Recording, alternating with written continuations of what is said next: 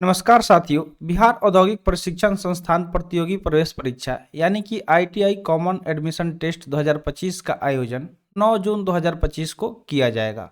यह परीक्षा उन उम्मीदवारों के लिए एक सुनहरा अवसर है जो राज्य के प्रतिष्ठित सरकारी आईटीआई कॉलेजों में प्रवेश लेना चाहते हैं। यदि आप भी इस परीक्षा में शामिल होने जा रहे हैं तो इस वीडियो में आपको बिहार आईटीआई इंट्रेंस एग्जाम का सिलेबस बताएंगे, वो भी डिटेल में। तो वीडियो को लास्ट तक जरूर देखिएगा। इसमें बहुत सारी चीजें डिस्कस की जाएगी, जैसे कि सिलेबस हो गया, एग्जाम टाइप हो गया, एग्जाम डेट कब है, एग्जाम का पैटर्न क्या है और परीक्षा की तैयारी कैसे करनी है। तो चलिए वीडियो शुरू करते हैं। जल्दी से लाइक कर दीजिए और चैनल पे नए हैं तो जल्दी से चैनल को सब्सक्राइब कर लीजिए। तो आइए हम बात करते हैं। सबसे पहले यहाँ पे हम बात करेंगे महत्वपूर्ण जानकारी के बारे में। ठीक है, तो महत्वपूर्ण जानकारी में अगर हम बात करें तो सबसे पहले ये जानेंगे कि ये जो परीक्षा है, ठीक है, इसका आयोजन निकाय कौन सा है, यानी कि इसका आयोजन किसके द्वारा किया जाता है। तो ये जो परीक्षा है आईटीआई का, इसका एक जो एंट्रेंस एग्जाम है, इसका आयोजन बिहार संयुक्त प्रवेश प्रतियोगी परीक्षा बोर्ड यानी कि बीसीईटी के द्वारा इस एग्जाम को कंडक्ट किया जाता है। और इस परीक्षा का नाम क्या है, तो इस परीक्षा का नाम है औद्योगिक प्रशिक्षण संस्थान प्रतियोगी प्रवेश परीक्षा यानी कि आईटीआई सीएटी, यानी कि सीएटी मतलब होता है कॉमन एडमिशन टेस्ट। ठीक है, और ये किस ईयर के लिए हम लोग बात कर रहे हैं, तो ये जो करंट ईयर चल रहा है 2025 के लिए हम लोग बात कर रहे हैं। ठीक है, और ये किस चीज़ का है, तो आईटीआई का है। अब हम बात करेंगे एक परीक्षा का प्रकार क्या है, यानी कि किस टाइप से एग्जाम लिया जाएगा, यानी कि इसका मोड क्या होगा। ठीक है, तो ये जो परीक्षा है ये ऑफलाइन कंडक्ट किया जाएगा, जो कि ओएमआर शीट पर बेस्ड होगा, यानी कि ओएमआर शीट पर आधारित होगा। तो ओएमआर शीट आपको प्रोवाइड किया जाएगा और उसमें ऑप्शन वाले रहते हैं। तो जो भी ऑप्शन करेक्ट होंगे उसको क्या होगा, करना होगा कि इस तरह से सर्कल दिया होता है ऑप्शन के तौर पे, जो भी सही होता है उसको इस तरह से कंप्लीटली फिल करना होता है। ठीक है, तो ये ओएमआर बेस्ड एग्जाम है और यहाँ पे आपको इसका ऑफिशियल वेबसाइट भी दिख रहा है, इसको आप विजिट करके और भी जानकारी ले सकते हैं। तो चलिए आगे बढ़ते हैं। अब हम बात करेंगे एग्जाम पैटर्न के बारे में कि इसका एग्जाम पैटर्न क्या है। तो परीक्षा की बात करें ऑफलाइन मोड पे ये होगा और इसमें ओएमआर बेस्ड एग्जाम लिया जाएगा। और इसकी अवधि की बात करें, यानी कि टोटल ड्यूरेशन क्या होगा एग्जाम का, तो आपको पूरा 2 घंटा 15 मिनट समय दिया जाएगा इस एग्जाम के लिए।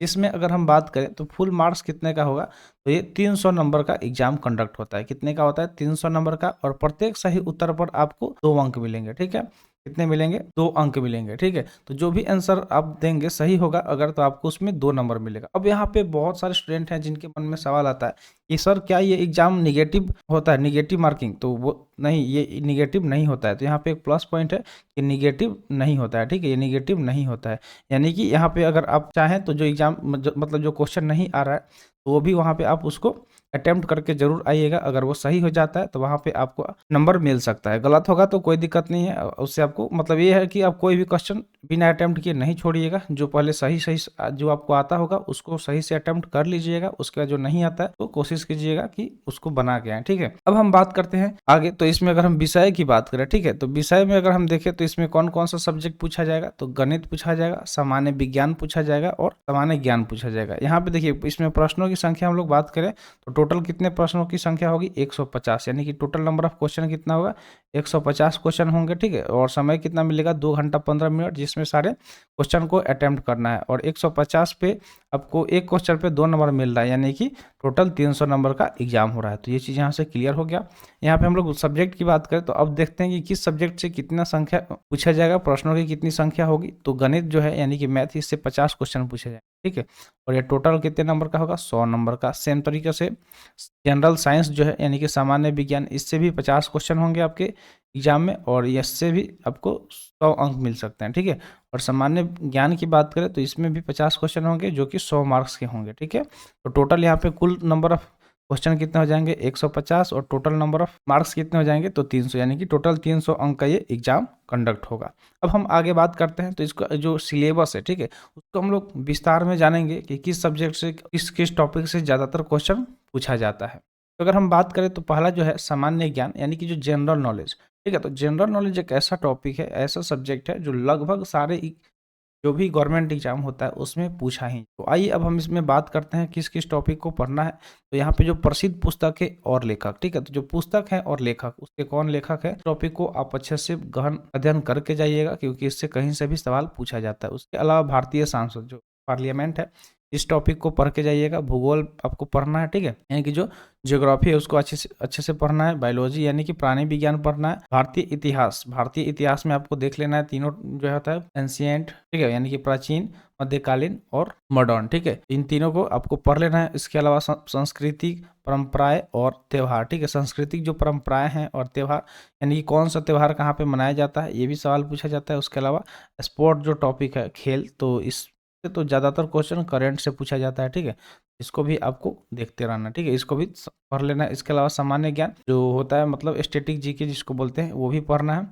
विश्व में आविष्कार, यानी कि आविष्कार एवं आविष्कारक, किस चीज़ का आविष्कार किसने किया, इस चीज़ को आपको पढ़ना है, ठीक है। यहाँ पे एक छोटा सा क्वेश्चन आपसे पूछ लेते हैं कि जो हम लोग टीवी देखते हैं, ठीक है, टेलीविजन, जो टीवी देखते हैं, टेलीविजन, इसका आविष्कार किसने किया था, इसका आविष्कार किसने किया था, एक बार जल्दी से कमेंट सेक्शन में जाके बताइएगा इसका आविष्कार किसने किया था, ठीक है। तो इसी तरह हम लोग आगे अगर देखें तो भारतीय राजनीति जो, ठीक है, इंडियन पॉलिटी, इसके बारे में पढ़ना है। भारतीय संस्कृति के बारे में पढ़ना है। साथ साथ आपको कंप्यूटर का भी नॉलेज होना चाहिए, ठीक है, तो कंप्यूटर से भी बेसिक सवाल पूछे जाते हैं। उसके अलावा भारतीय अर्थव्यवस्था, ठीक है, यानी कि इकोनॉमी के से भी क्वेश्चन पूछा जाता है, इकोनॉमी से भी क्वेश्चन पूछा जाता है। और महत्वपूर्ण दिन और तिथियाँ, यानी कि कौन सा डे सेलिब्रेट किया जाता है किस डेट को, ये भी चीज़ आपको याद होना चाहिए। टोटल आप मंथ वाइज याद कर लीजिए, ठीक है। डेली आप टारगेट कीजिएगा कि आज मान लीजिए जनवरी का याद कर लेंगे कि जनवरी में कौन कौन सा इंपॉर्टेंट डे सेलिब्रेट किया जाता है, फिर फरवरी, फिर मार्च, फिर अप्रैल, इस तरीके से आप पूरे 12 दिन में पूरा इसको याद कर सकते हैं, ठीक है। तो एक आप टारगेट बना के चलिएगा, इजीली याद हो जाएगा। अब हम लोग आगे बढ़ते हैं, हम बात करेंगे जनरल साइंस के बारे में, ठीक है। तो जनरल साइंस में आपको पता है कि साइंस में 3 इंपॉर्टेंट सब्जेक्ट होता है, कौन कौन सा, एक फिजिक्स होता है, एक केमिस्ट्री होता है, एक बायो होता है। फिजिक्स की अगर हम बात करें यानी कि भौतिकी, तो इसमें मापन यानी कि मेजरमेंट से सवाल पूछा जाता है। गति और विराम, ठीक है, मोशन एंड रेस्ट से क्वेश्चन पूछा जाता है। गुरुत्वाकर्षण यानी कि ग्रेविटेशन से क्वेश्चन पूछा जाता है। कार्य, ऊर्जा और शक्ति से पूछा जाता है। पदार्थ के गुण से पूछा जाता है। ध्वनि एवं तरंग गति, ये सारे जो टॉपिक है बहुत इंपॉर्टेंट है। प्रकाश यानी कि लाइट, जो लाइट चैप्टर है ये काफी इंपॉर्टेंट है, इससे आपसे बहुत तरह तरीके से सवाल पूछा जाता है। इसको तो इंपॉर्टेंट मार्क कर लीजिएगा, सारे एग्जाम में से क्वेश्चन पूछा जाता है। खास करके मिरर जो होता है, मिरर टॉपिक, ठीक है, दर्पण और लेंस, ठीक है, मिरर और लेंस से ज़्यादातर सवाल पूछा जाता है। मान लीजिए कि आपको दूर की चीज़ें दिखाई नहीं दे रही, तो आपको किस चीज़ लेंस की आवश्यकता पड़ेगी। आपको नज़दीक की चीज़ें नहीं दिखाई दे रही है, लेंस की आवश्यकता, तरीके से बहुत सवाल पूछा जाता है, ठीक है। जो पॉजिटिव पावर का जो लेंस होता है, ठीक है, पॉजिटिव पावर का जो लेंस होता है वो किस लिए यूज किया जाता है, नेगेटिव पावर का जो लेंस होता है वो किस लिए यूज किया जाता है, इस तरीके से सवाल पूछा जाता है। और यहाँ पे अगर आगे हम देखें तो इलेक्ट्रिसिटी, ठीक है, इलेक्ट्रिसिटी यानी कि जो विद्युत की बात करें तो इससे भी बहुत तरीके से सवाल पूछा जाता है, इसको भी अच्छे से क्लियर कर लीजिए, ठीक है, क्योंकि आपके लिए इंपॉर्टेंट है। फिर मैग्नेटिक से यानी कि चुंबक से भी सवाल पूछा जाता है। उष्मा यानी कि हीट से आपको इस तरीके से सवाल पूछा जाता है, हीट और टेम्परेचर से। मान लीजिए फ़ारेनहाइट है, इसको टेम्परेचर किस में, सेल्सियस में कन्वर्ट करना है, ठीक है, सेल्सियस दिया गया तो फ़ारेनहाइट में कन्वर्ट करना है, में कन्वर्ट करना है, ठीक है, इस तरीके से पूछा जाता है। कौन सा टेम्परेचर है जो फ़ारेनहाइट और सेल्सियस दोनों, मतलब दोनों में सेम होता है, इस तरीके के सवाल पूछे, काफ़ी कॉमन क्वेश्चन है, इसको याद रखिएगा, ठीक है। तो याद रखिएगा कि ये जो सवाल हम पूछे हैं इसका आंसर होता है -40 डिग्री, जो फ़ारेनहाइट हो गया या सेल्सियस, दोनों क्या होते हैं, सेम होते हैं। इसके अलावा इलेक्ट्रॉनिक से सवाल पूछा जाए।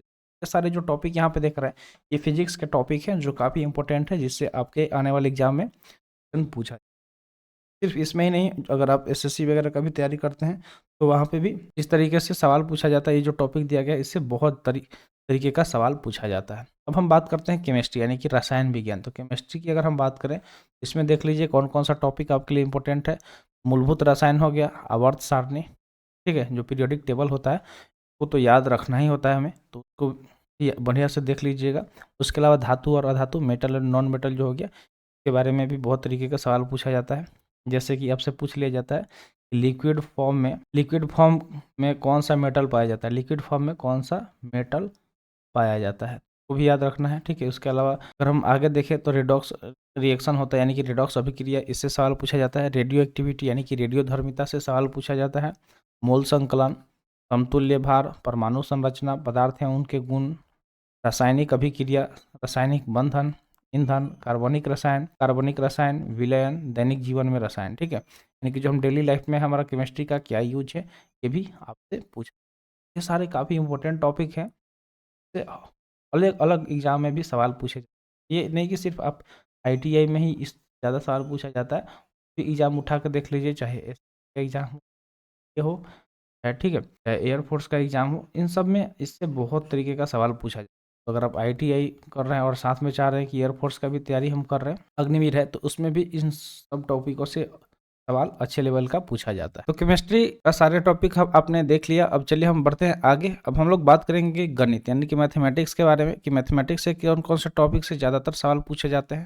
तो ये जो सबका फेवरेट है, त्रिकोणमिति यानी कि त्रिकोणमिति, इसके अलावा ज्योमेट्री, ज्यामिति हो गया, निरंशाक ज्यामिति हो गया, कोऑर्डिनेट ज्योमेट्री जिसको बोलते हैं, अनुक्रम और श्रेणी, ठीक है। इसके अलावा सीक्वेंस एंड सीरीज जिसको बोलते हैं, संभाव्यता यानी कि प्रोबेबिलिटी हो गया, क्रमचय और संचय हो गया, समुच्चय सिद्धांत, संख्यायिकी, क्षेत्रमिति, बहुपद, लघुगणक, संख्या प्रणाली, अनुपात एवं समानुपात, प्रतिशत, लाभ और हानि, साधारण और चक्रवृद्धि ब्याज, समय और दूरी, कार्य और समय, एलसीएम एचसीएफ हो गया, पाइप और टंकी हो गया, औसत हो गया, सम्मिश्र संख्याएं और द्विघात समीकरण, अवकलन समीकरण हो गया, सदिश बीजगणित हो गया, और मैट्रिक्स और निर्धारण हो गया। तो ये जो टॉपिक है काफ़ी इंपॉर्टेंट है। इन सब टॉपिक को जल्दी से आप कवर कर लीजिएगा, क्योंकि एग्जाम में अब ज़्यादा समय नहीं है। अगर आप एक दिन क्या 1 घंटा भी वेस्ट करते हैं तो आपके लिए मुश्किलें बढ़ सकती है एग्जाम को क्रैक करना, और आपको अच्छे कॉलेज नहीं मिल पाएगा। तो आई होप आपको समझ में आ गया होगा कि किस सब्जेक्ट से कौन सा ज़्यादा टॉपिक से सवाल पूछा जाता है। अब हम आगे बढ़ते हैं। जो आखिरी हमारा टॉपिक है, यहाँ पे हम बात करेंगे कि परीक्षा की जो तैयारी है, ठीक है, एग्जाम को प्रिपरेशन किस तरीके से करना है। तो अगर आप बिहार आईटीआई प्रवेश परीक्षा 2025 में सफलता प्राप्त करना चाहते हैं तो आपको नियमित अभ्यास और सही रणनीति अपनाने की जरूरत है।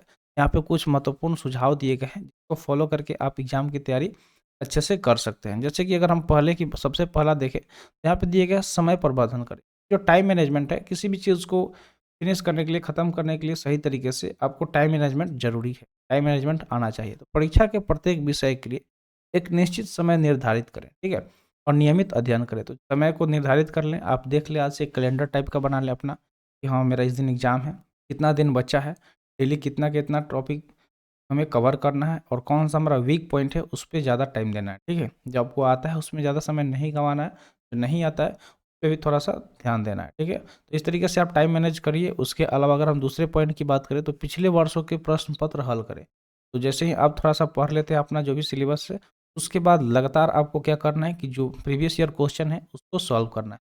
इससे क्या होगा, इससे परीक्षा पैटर्न को समझने में मदद मिलेगी और समय प्रबंधन कौशल विकसित होगा, ठीक है। तो इससे क्या होगा कि जो मतलब इस तरीके से टाइम मैनेजमेंट करना है, एकदम समझ लीजिए कि आप एग्जाम देने बैठे हुए हैं एग्जाम सेंटर, इस तरीके का माहौल बना लीजिए। आप जहाँ भी पढ़ाई कर रहे हैं, हॉल में, अपने रूम में, या फिर एग्जाम हॉल में जिस तरीके से बैठते हैं उस तरीके से व्यवस्था कर लेना है, या फिर अगर लाइब्रेरी में तैयारी करते हैं तो वहाँ पे, और टाइम के साथ आपको क्वेश्चन को अटेम्प्ट करना प्रीवियस ईयर कितना हो पा रहा है, तब जाके आपको पता चलेगा अच्छा ये वाला पॉइंट मेरा वीक है, फिर उस पर मेहनत कीजिए, तब जाके इजीली एग्जाम कवर कर पाए, ठीक है।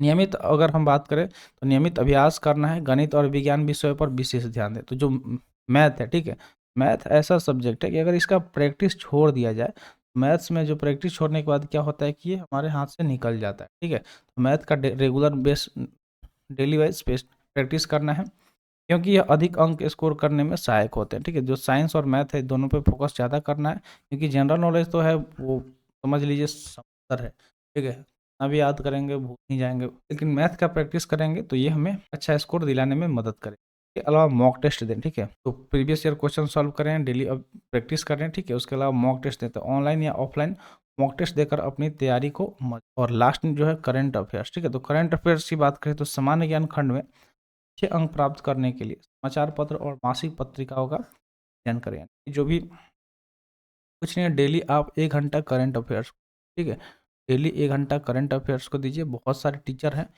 जो यूट्यूब पे आपको फ्री ऑफ कोर्स, फ्री में कोर्स अवेलेबल कराते हैं करंट अफेयर्स का डेली सुबह में, तो उसको देखिए। उससे क्या होगा कि आपका करंट स्ट्रांग होगा और जनरल नॉलेज भी स्ट्रांग होगा। तो आई होप आपको जो भी चीज़ यहाँ पे बताई गई है क्लियर है। आज के लिए इतना ही, मिलते हैं फिर अगले वीडियो में। Thanks for watching. जय हिंद।